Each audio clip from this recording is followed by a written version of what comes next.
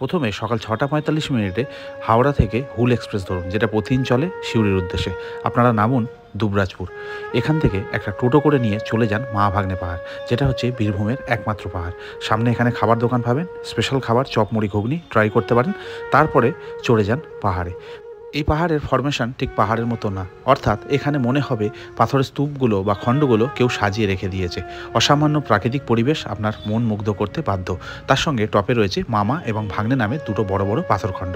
এটা দেখার জন্যই দূর দূরান্ত থেকে লোক আসে এই মা ভাগ্নে পাহাড়ে।